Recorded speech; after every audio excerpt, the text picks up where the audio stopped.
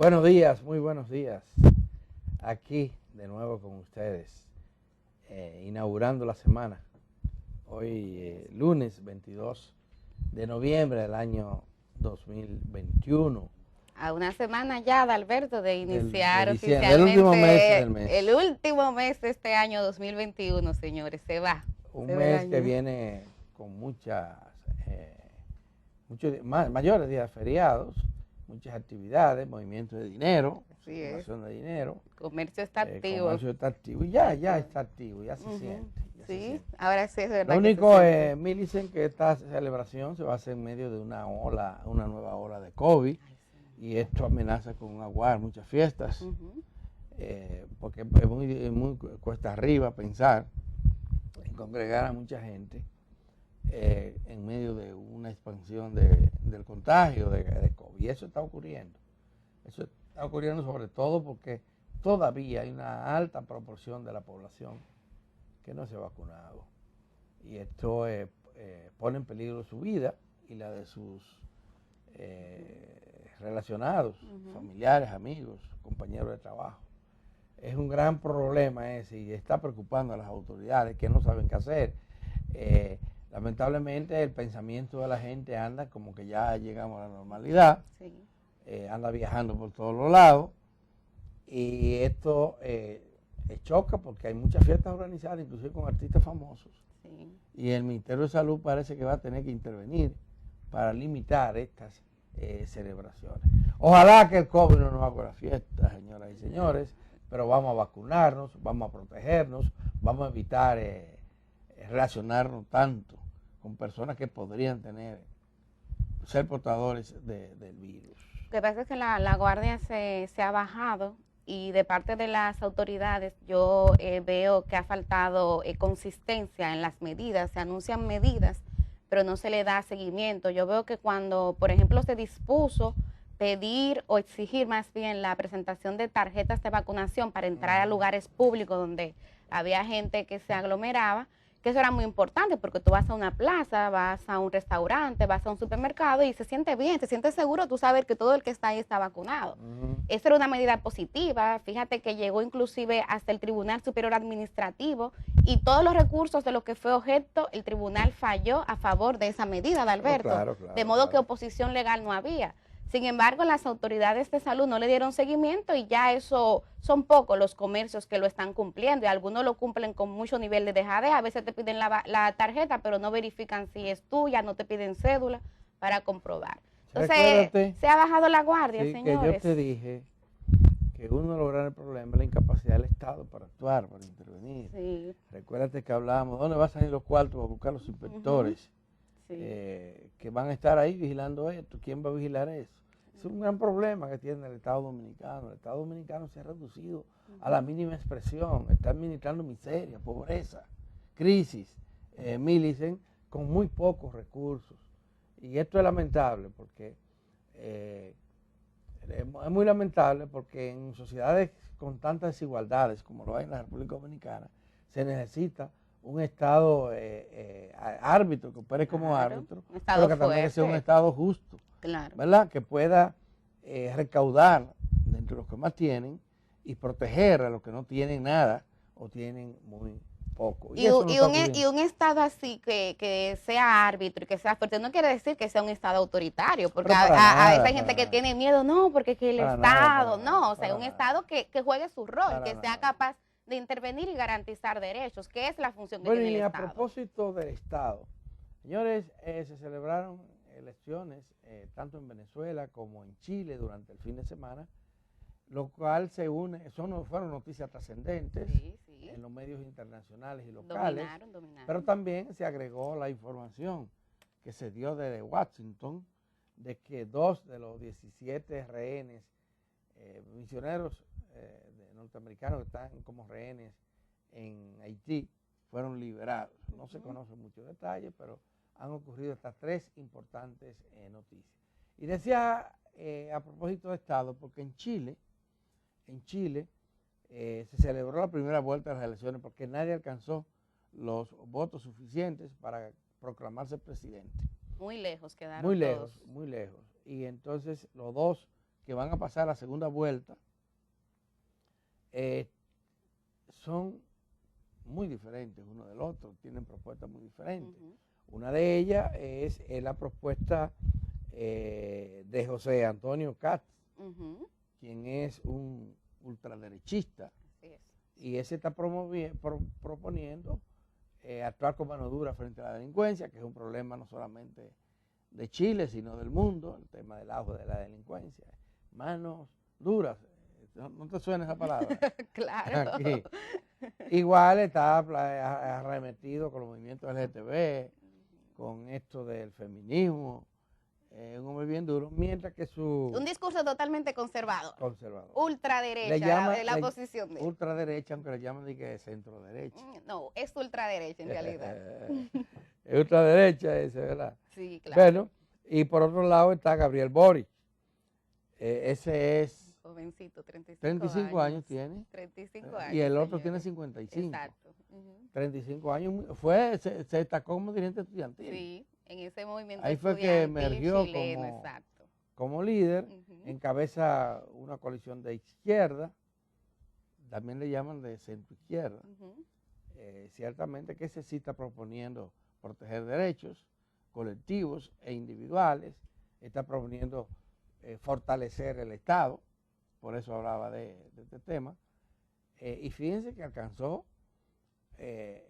una posición, un apoyo de un 28% de los electores en un país tan fraccionado como está Chile actualmente. Los grupos más radicales, tanto en la derecha como en la izquierda, que quedaron fuera, tendrán ahora que decidir por quién votan. Y parece que Boric tiene muchas posibilidades porque hay grupos cercanos, uno que alcanzó 13% de los votos. Este es un movimiento nuevo, totalmente nuevo, creado por un ciudadano que vive en Chile, que vive más en Estados Unidos que en Chile. Y el otro movimiento alcanzó 8%, que estamos hablando de una coalición que ya formaba parte de la coalición chilena que se ha mantenido en el poder durante un buen tiempo, excepto el periodo actual, que lo dirige un derechista. Ahí el centro estaría determinando a Adalberto. Interesante ver eso, cómo está tan fraccionado que no podemos decir que hay una posición que ganó con amplia diferencia. La verdad que están prácticamente es un empate técnico cuando uno ve la cantidad de votos alcanzados, pero ahí el centro me llama la atención porque al igual que Perú, uno ve que las izquierdas latinoamericanas siguen perdiendo esa capacidad de acudir unida a las urnas. ¿Qué es lo que está pasando? No, eso no es ahora, siempre es así. Sí, pero por ejemplo, en décadas pasadas uno veía que se formaban estos frentes amplios y eso fue lo que permitió cambiar el mapa geopolítico de América Latina, pero ahora insisten en llevar propuestas diferentes y al final, justamente en esa unión, es donde yo entiendo que pudiera hacer la diferencia y veo que Chile no va a ser la excepción. Bueno, de todo modo la gente ha decidido por rechazar a las ultras, este discurso, a los extremos. Y extremos de lado y lado, porque también sí, la derecha tiene unos discursos, hay ese grupo de la derecha que tiene unos discursos. No, y que está muy vinculado a la dictadura de Pinochet, porque eso es lo que pasa, que en la sociedad chilena las venas abiertas de esa dictadura de Pinochet están muy sensibles en una parte importante de la sociedad chilena, por eso esos discursos conservadores no a todo el mundo que le caen bien. Y en Venezuela el chavismo se anotó una victoria muy importante para el chavismo. Le fue muy bien. Después de estar acorralado al borde de la derrota total, de ser echado del poder, pues se ha recuperado porque estas elecciones que se hicieron ayer, domingo, contaron con la participación de la oposición tradicional de Venezuela.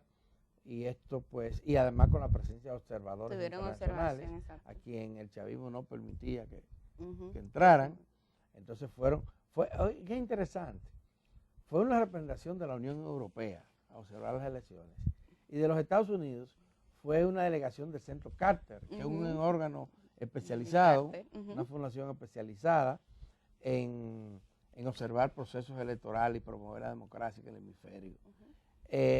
Y esto le da una legitimidad importante, además votó más gente que en las elecciones anteriores, pero votar más significa el 41% nada más de la población. La mayoría de la gente ya no está en eso de ir ha perdido la fe a los procesos electorales y no participa. Pero un 41% es un porcentaje alto para un país como Venezuela, que está aislado, bloqueado, con muchos problemas económicos. Se ha aliviado un poco porque el petróleo lo ayuda.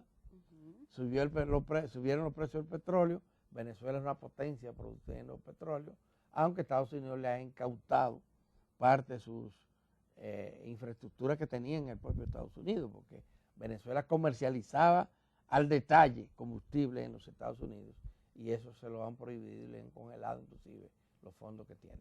El chavismo busca eso, que le desbloqueen que le quiten las sanciones. Por ese lado le va bien. Ahí la mayor ganancia, como tú dices, la legitimidad. O sea, como que se refresca desde ese punto de vista. Las elecciones no eran presidenciales, eran para los diferentes estados y departamentos. Hasta como ve el conteo ahora, tiene 20 de los 23. La oposición ganó 3 estados, de los 23 estados. Gobernación. Exactamente. Y ahí están también los alcaldes. Exacto. Que no se sabe todavía. Esa todavía no se sabe. Pero ganaron en Caracas. Ganaron en Caracas, que ustedes saben que es la capital. Y bueno, vamos a... La capital, aunque no la provincia más exactamente, pero la oposición ganó la provincia más poblada. Bueno, esa es la situación. Aquí en el patio Mílice no hay tantísimas noticias. Los medios siguieron en este fin de semana divulgando detalles del expediente que ya está en los tribunales. Del caso Coral 5G.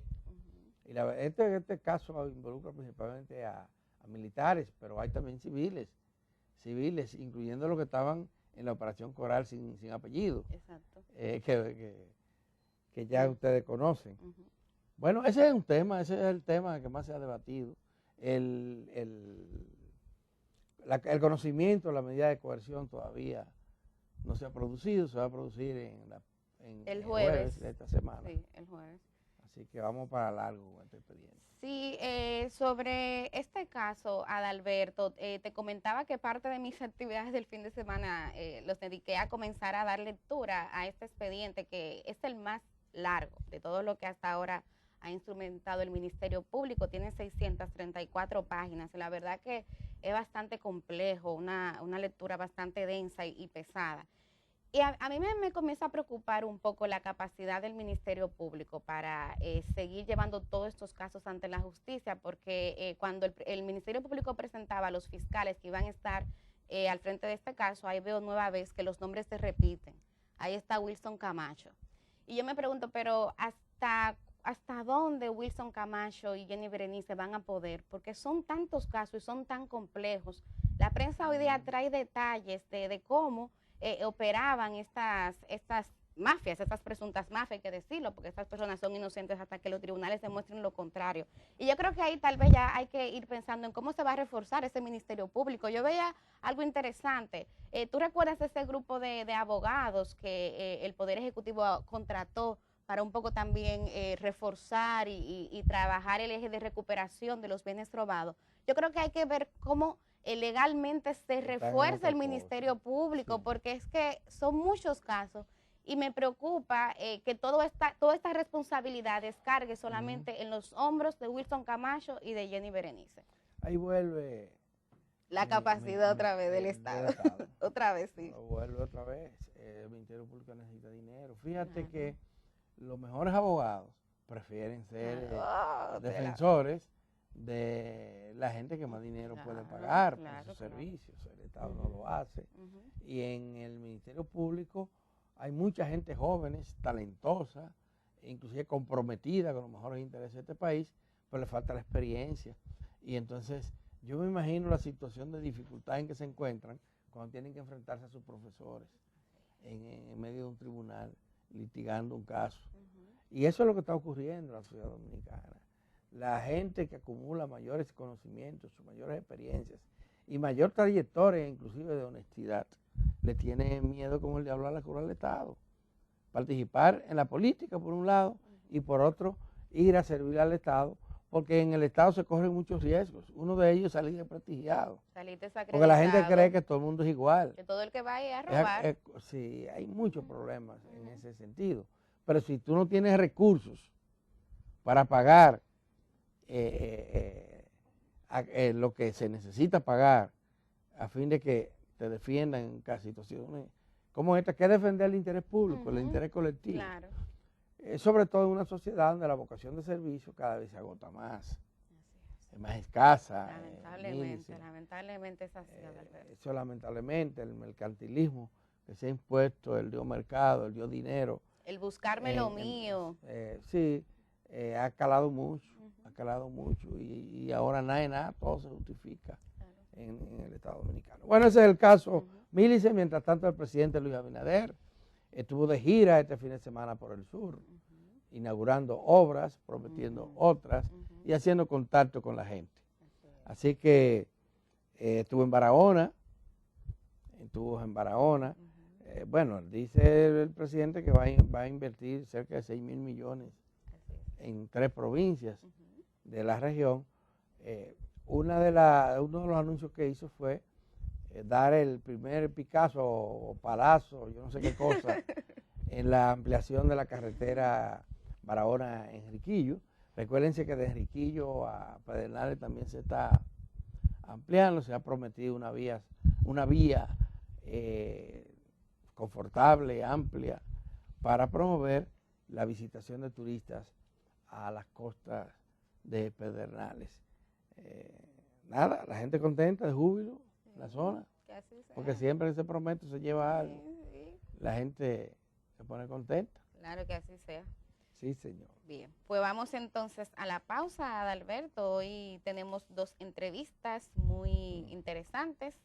Una de ellas va a ser con Darwin Caraballo, es director ejecutivo de Educa, y tenemos varios temas interesantes que hablar con él. Hablar del concurso. Hay que hablar del concurso. El concurso educativo, claro. ¿verdad? Que se supone está avanzando mucho porque ya han pasado fechas claves dentro de ese proceso. Pero vamos a ver qué nos cuenta Darwin, y después vamos a hablar con Claudio Camaño, el fogoso joven revolucionario que ustedes conocen y que ahora está trabajando en la agricultura, en la agropecuaria. Él es director de una comisión especial de fomento y tecnificación del sistema de gestión de riesgo. Qué bueno. Vamos a ver lo que está haciendo Claudio. Ahí, que nos explique y que le explique a ustedes qué es lo más importante. Volvemos con ellos.